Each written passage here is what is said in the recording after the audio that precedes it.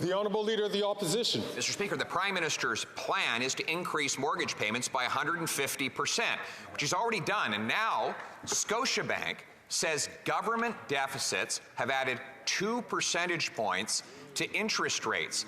That works out to $700 a month, or $8,400 a year in higher mortgage payments linked directly to deficits, including the massive deficits by this government. A year ago, they promised a balanced budget. They broke the promise 6 months later. Will they come back tomorrow with a plan to balance the budget so we can bring down interest rates and inflation so that Canadians can keep their homes? Yes. The Honourable Minister for Housing. Mr. Speaker, with respect, we have a plan that's going to build more homes, that's going to restore a level of affordability in the market. Where we are cutting taxes on home builders, he wants to raise them. Where we are funding cities to increase their ambition on home building, he wants to cut them. Mr. Speaker, it is hard to accept criticisms from a member of the House of Commons who, when he had the opportunity to be the minister responsible for housing, had access to $300 million and only got 99 homes built. Mr. Speaker, we are going to build homes, and we are going to build them by the millions. Hear, hear.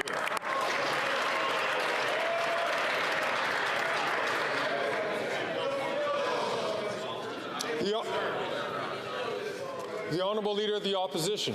Mr. Speaker, when I was housing minister, mortgage payments were less than half of what they are now, and rent was less than half of what it is now. Those are the hard realities. And now his plan, the Prime Minister's plan, is to quadruple the carbon tax. Quadruple it.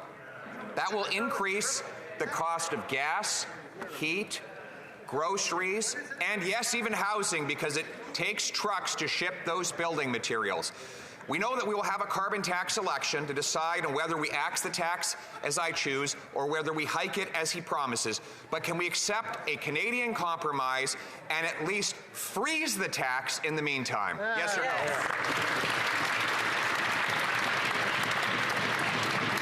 The Honourable Minister for Housing and Infrastructure. Mr. Speaker, it's interesting to listen to this version of revisionist history of the honourable member's time as a minister responsible for housing. If we actually go back and look at the numbers, you're going to see that he actually had housing starts less than 200,000 a year. Mr. Speaker, this morning we've seen data that shows that we're on pace to build more than 256,000 this year. If we want to compare apples to apples, Mr. Speaker, we're going to make a difference. Do you like apples? We're going to beat his numbers. How do you like them apples?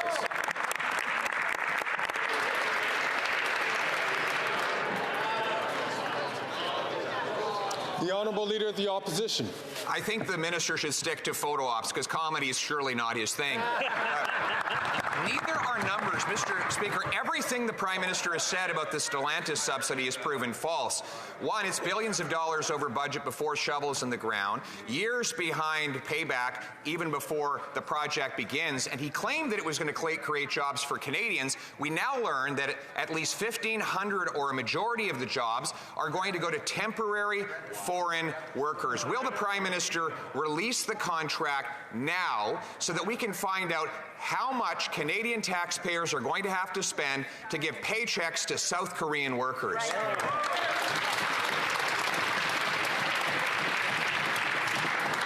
The Honourable Minister for Housing and Infrastructure. Mr. Speaker, during the COVID-19 pandemic, he opposed spending that was supporting families. Now, during a national housing crisis, he opposes government investments that are actually going to get more homes built. And when we have the opportunity to make generational investments that's going to gain a toehold in a new industry, he opposes it without vision for what the future economy could be when we create many thousands of jobs. Mr. Speaker, we're going to continue to invest in the Canadian economy and put workers make sure they bring home paychecks that are going to put food on the table for their families. Hear, hear.